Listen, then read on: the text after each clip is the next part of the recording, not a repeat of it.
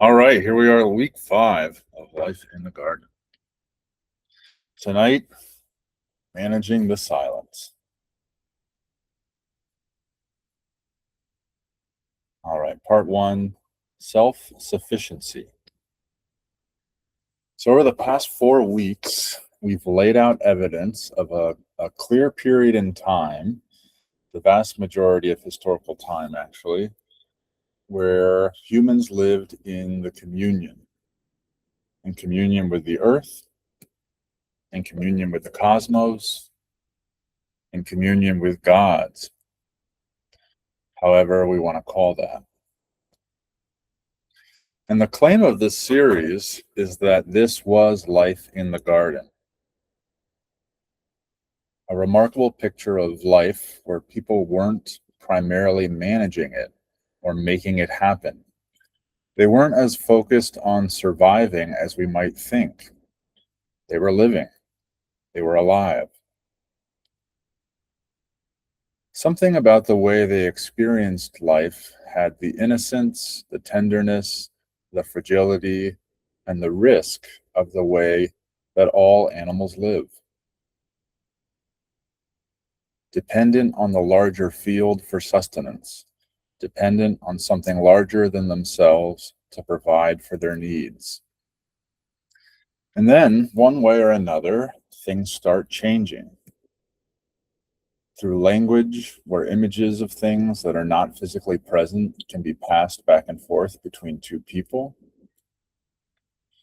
Through agriculture, where the earth can be carved and managed in order to produce over and above what we need for today. Through writing and accounting for what each family has produced and how much they owe the temple, which manages the portion given to the gods. And then through the palace infrastructure as a centralized human authority, the instrument of the divine on earth, managing this incredible infrastructure which supports all of this varied economic activity. You can feel how this is starting to feel like humans are the ones making life happen. After all, look at all this activity. Life itself depends on us. After all, vast quantities of life depend on our actions, what we do or don't do. We are the ones controlling it. We're responsible for it. We're the ones who are running life. Notice the shift. Before, we were absolutely dependent. We were dependent on the field to provide for our needs and sustain us. Now, we are the ones who are sustaining life by our own effort. And this is called self-sufficiency. This is the same move the emissary makes when he loses connection with why the master was ever necessary in the first place. He stops consulting the master at all, feeling himself to be the one who's running everything, managing everything. And everything goes to ruin.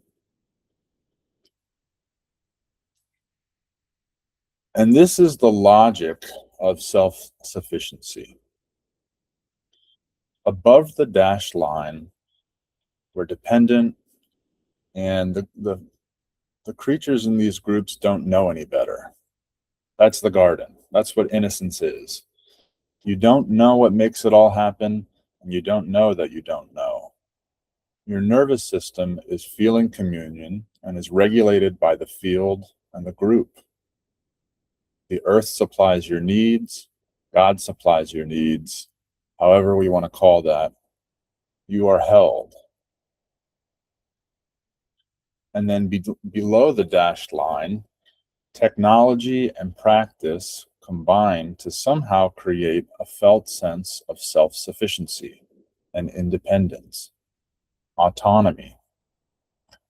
Your nervous system, your felt sense of presence, belonging, and safety is becoming more and more regulated by human effort and institutions. Planning ahead, mitigating risk, wrangling uncertainty, tracking production quotas. We are now supplying for our own needs. And we can see that the logical conclusion of this pattern is total self-sufficiency on an isolated individual. Me, a nervous system that is organized around a self-center.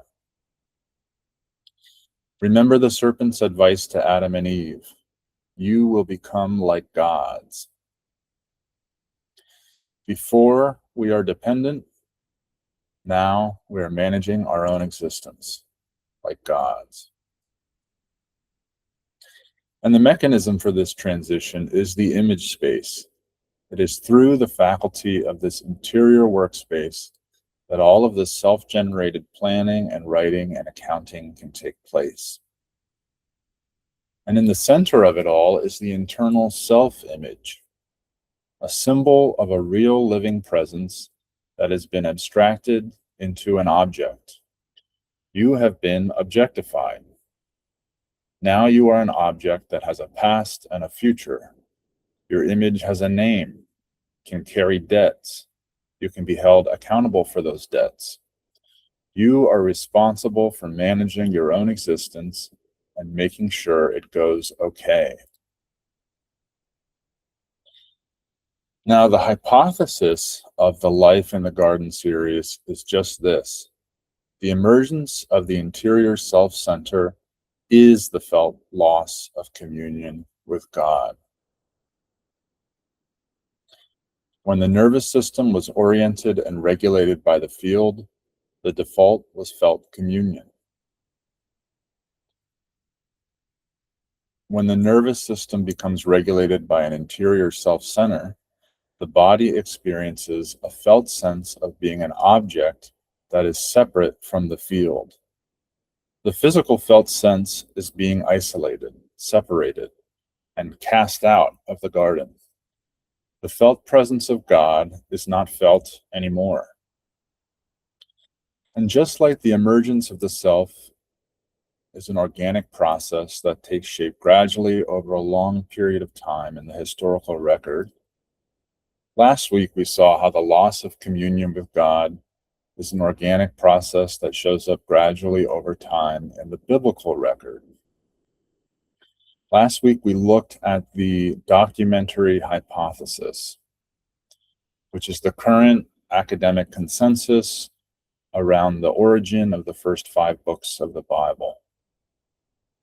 That they were carefully stitched together by scribes much later, originating from 4 different sources, 4 different points in history. And we saw through the stories how the Israelites have a deep memory of communion with God, but that the signal is fading as we move forward in time. In the J source, the earliest source, God walks with us. He's right here. We can see him, hear him, eat with him. In the E source, God speaks through intermediaries now, dreams, angels. The direct encounter with God is becoming rare. By the time we get to the D source, God has given us a text. The instructions are written down because we can no longer hear them spoken. And with the P source, God has given us a system. Follow the rituals precisely, and perhaps the connection can be maintained through procedure. These are not 4 different theologies. These are 4 snapshots of the same civilization losing contact and trying at each stage to hold on to whatever thread remains. One example we looked at was Noah. So the flood passes. Noah offers a sacrifice, and God smells the pleasing aroma. That's the J source, the oldest source.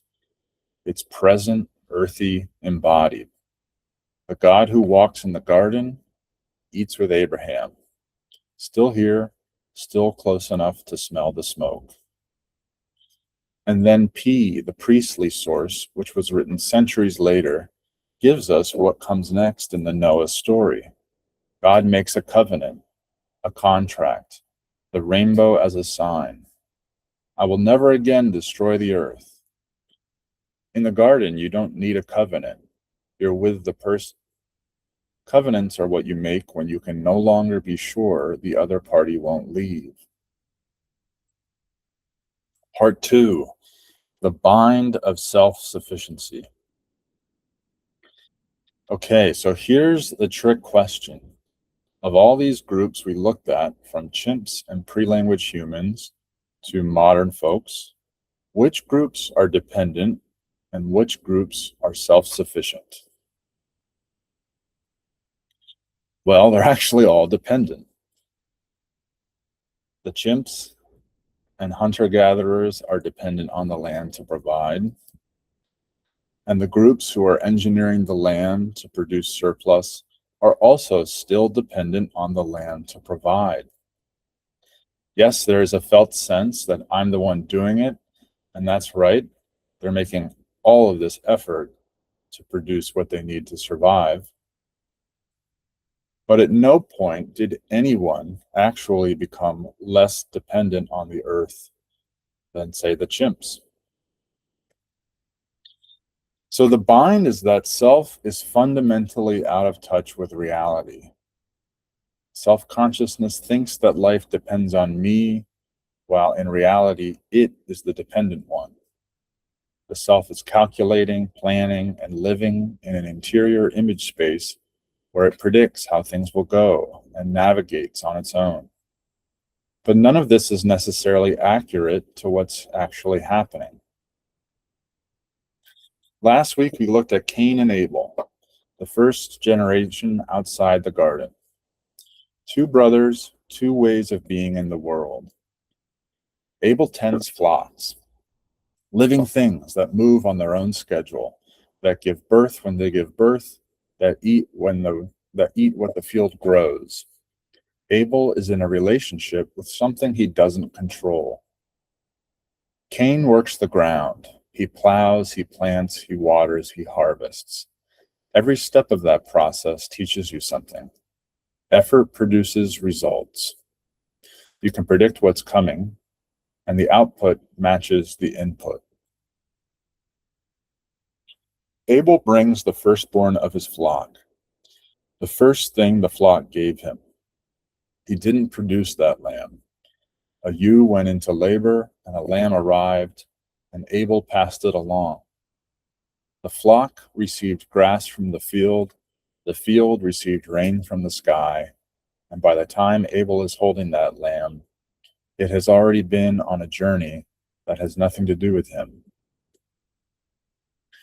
And when Abel places the fat portions on the altar, he's not giving God something that he made. He's returning something that was already moving. His giving is his receiving. It's the gesture that says, "This came through me, not from me. I am in the flow. I am dependent." And notably, everyone is fed. God gets a portion. Abel keeps most of the animal. No one walks away hungry. This is what anthropologists call gift logic or gift economies. A gift is received by one and then passed on to another, further deepening the relationship and the bond between all. Abel is not trying to settle a debt and be done with it. He's giving a gift, and he will give more gifts later on. Cain brings some of the fruit of the ground.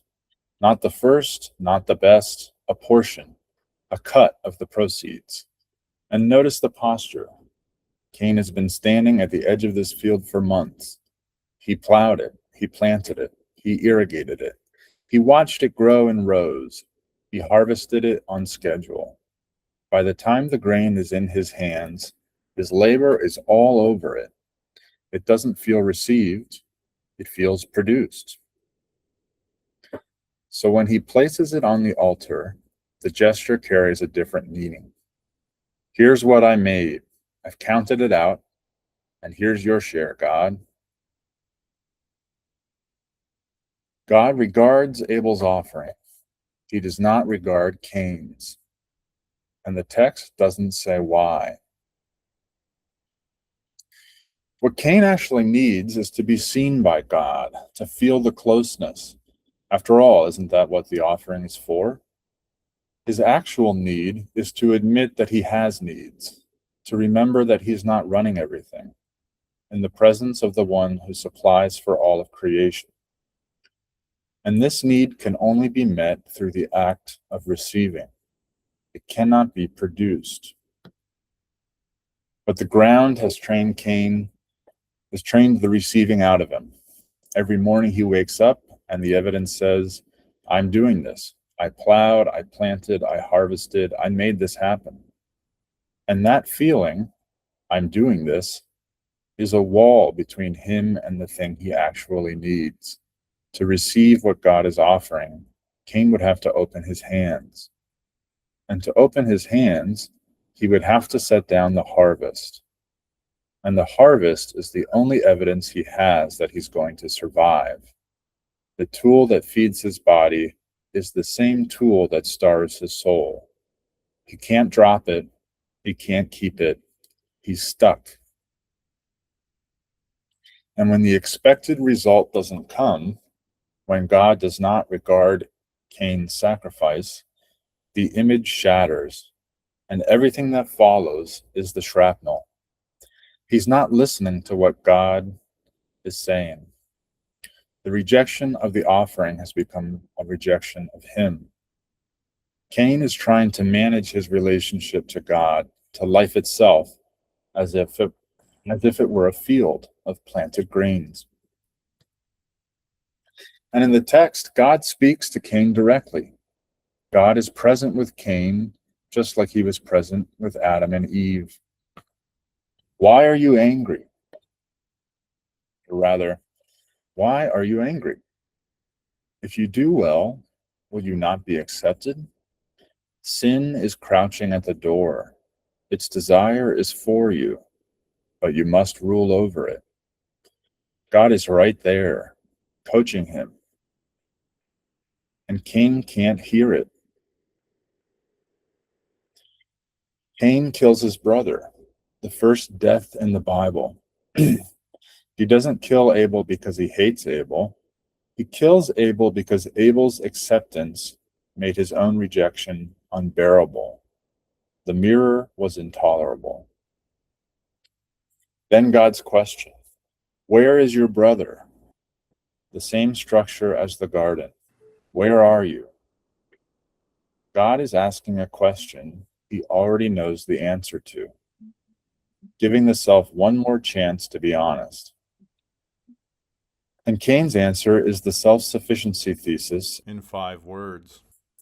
Am I my brother's keeper? I'm not responsible for anyone else. I manage myself. They can manage themselves. Then the curse.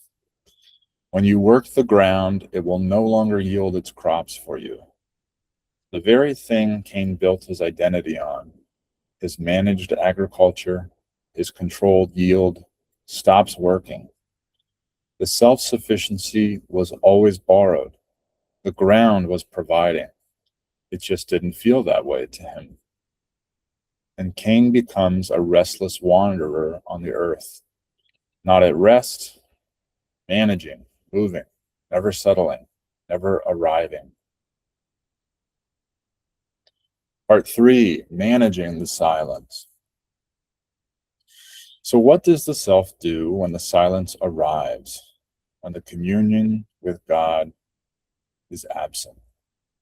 It manages, it builds systems, and we can watch those systems develop by following what happens to the logic of the meal. In the oldest layer of the tradition, everyone eats. Noah steps off the ark into a ruined world and offers a sacrifice, and God smells the pleasing aroma. Abraham makes lunch under a tree, and God sits down and eats it. The gods are eating because the gods are present at the meal. The food feeds people. This is gift logic.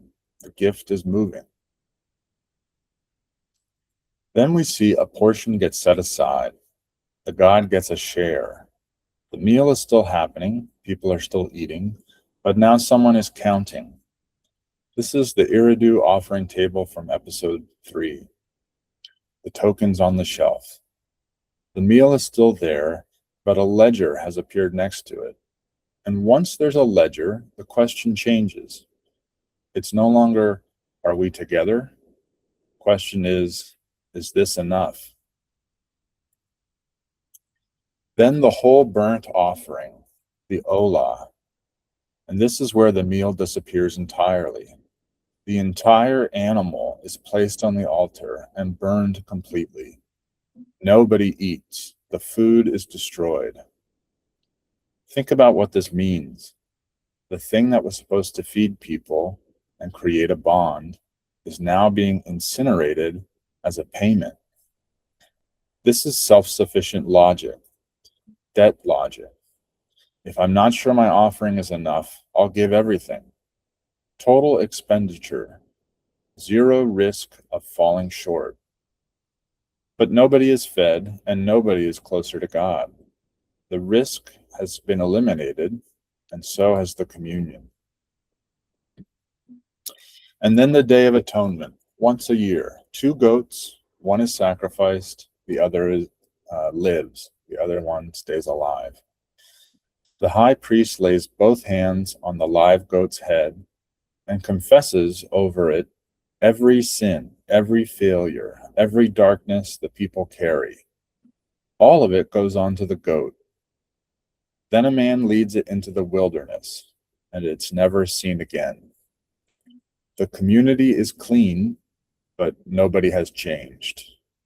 The darkness is out there somewhere in the desert, and it'll come back next year because it was never faced.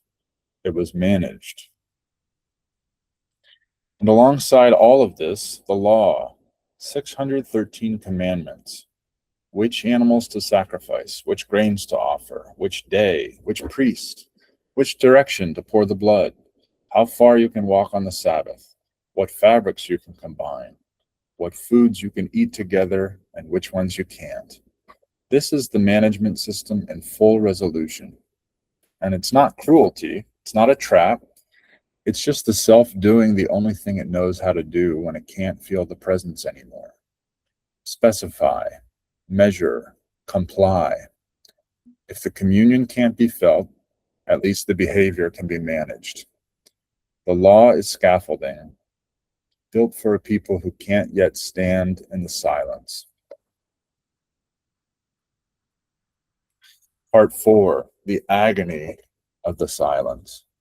So now we're going to look at reports from people living inside the silence. People who have lost the felt communion with God that we saw in the earliest biblical texts. And the Hebrew scriptures are remarkably honest in reporting what the exile feels like. The Psalms. Psalm 13. How long, O Lord, will you forget me forever? How long will you hide your face from me? That's the self crying into the silence. No offering, no transaction, just a cry. And what's remarkable is the cry is closer to communion than the sacrifice ever was, because the one who screams has dropped the pretense of self-sufficiency. You don't cry for help if you think you're enough on your own. Psalm 42. As the deer pants for streams of water, so my soul pants for you, O God. My soul thirsts for God, for the living God. When can I go and meet with God? That's the body remembering with the managing self for God. The deer doesn't think about water, it pants for it. The wanting is in the body, not the ledger. And Psalm 22. My God, why have you forsaken me? Why are you so far from saving me, so far from my cries of anguish? Jesus will quote this line from the cross, but hear it the way Israel heard it first, as the sound of a person who has built every system they could think of to reach God and still feels abandoned. And Job. Job is righteous, blameless, does everything right, and God allows Satan to destroy Job's life. His children die, his wealth is taken, his body is covered in sores. Job's friends tell him, "You must have sinned. Confess, pay the debt, settle the account." And Job refuses this explanation. He screams at God. He demands an answer. He insists that he's done nothing wrong and that God owes him an explanation. "Why do you hide your face and count me as your enemy? Oh, that I oh that I knew where I might find him, that I might come even to his seat." And if Job is the scream, Ecclesiastes is the exhaustion that comes after. Vanity of vanities, all is vanity. The Hebrew word is hevel, vapor, breath, mist. Everything is mist. Everything is insubstantial. The writer surveys everything the self could manage: wisdom, pleasure, wealth, achievement, building projects, knowledge, and pronounces all of it empty. "I have seen everything that is done under the sun, and behold, all is vanity and a striving after wind." A striving after wind.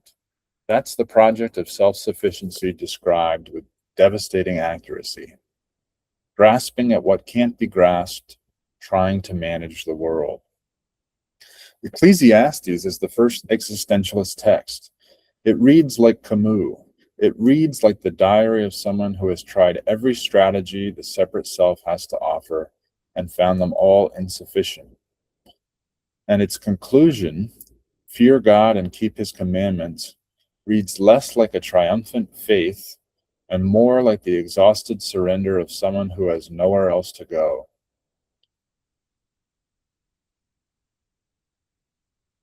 Finally, part 5, the prophets refuse. Before we dive into the prophets, I need you to understand something about these people. We've domesticated them. We've put their words in gold-edged books and read them in church in a calm, measured tone. But these were wild people, disruptive, unwelcome, frequently hated, because what they were saying was that the entire management system is bankrupt. Not wrong in its details, wrong in its premise. And they said this while standing in a culture that had organized its entire life, its economy, its politics, its identity around that system. These people were not welcome. They were threatening everything the self was holding on to. Amos, 760 BCE, a shepherd from Tekoa, not a priest, not trained in the system. Nobody invited him. He shows up and says, and I despise your festivals. I take no delight in your solemn assemblies. Even though you offer me your burnt offerings and grain offerings, I will not accept them. Take away from me the noise of your songs. I will not listen to the melody of your harps. But let justice roll down like waters, and righteousness like an ever-flowing stream. That's God speaking through a shepherd saying, I hate your worship. Not, your worship needs improvement. I hate it. Your songs are noise to me. And what does he offer instead? Justice rolling down like water, not manufactured by a system or a government, simply flowing from its source. Isaiah in the 700s BCE, a generation later. I have had enough of burnt offerings of rams and the fat of well-fed beasts. I do not delight in the blood of bulls or the lambs or the goats. When you come to appear before me, who has asked this of you? Stop bringing meaningless offerings. When you spread out your hands in prayer, I hide my eyes from you. even when you offer many prayers, I am not listening. Imagine hearing that. You have done everything the system has told you to do. You brought the right animal, you followed the right procedure, you said the right prayer, and God says, I'm not listening, I'm hiding my eyes. And then learn to do right, seek justice, defend the oppressed, take up the cause of the fatherless, plead the case of the widow. The system says, bring a lamb. Isaiah says, God doesn't want your lamb. God wants you to look at the neighbor standing next to you. Hosea, 700s BCE. God tells Hosea to marry a woman who will be unfaithful to him, so that Hosea can feel in his own body what God feels about Israel. The whole book is a love letter written in rage and heartbreak. And then this line, I desire hesed, steadfast love, not sacrifice, and the knowledge of God rather than burnt offerings. The knowledge of God, not knowledge about God, not theology, not doctrine. The Hebrew word is da'at, intimate knowing, the knowing you have of someone you love. Micah, 700s BCE. Micah does something brilliant. He voices the escalation logic out loud, lets you hear it, and then answers it. With what shall I come before the Lord? Shall I come before him with burnt offerings? Will the Lord be pleased with thousands of rams? Shall I give my firstborn for my transgression? You can hear the self raising the bid, each step a bigger offering. More rams, my own child. How much do I have to pay? And God's answer, he has told you, O mortal, what is good, to do justice, love mercy, walk humbly with your God. All relational, all gifts, no debt to settle, and nothing to pay. Ezekiel, late 500s BCE, writing from exile in Babylon. The Israelites are displaced, and in the middle of that total loss, Ezekiel hears God say, I will give you a new heart and put a new spirit in you. I will remove from you your heart of stone and give you a heart of flesh. The heart of stone, that's the managed self, the fortress, the wall that was built to survive the silence and then became the prison. And God says, I will remove it, not you. You can't take it down because you built it for survival and you don't know how to live without it. I'll do it. The stone becoming flesh. It's not a repair, it's a replacement. The prophets are asking everything of these people. They are asking them to face the silence without attempting to manage it. They are naming the failure and pointing towards an answer, but ultimately, they can't show you how. They can say, God wants your heart, not your offerings, but they can't lead a person who's in survival mode as to how to open their hands and receive the gift. They can't lead you back to the garden communion. And that's where we'll pick up next week, in week 6, with our favorite guy, Jesus, who happened to be a human, fully human.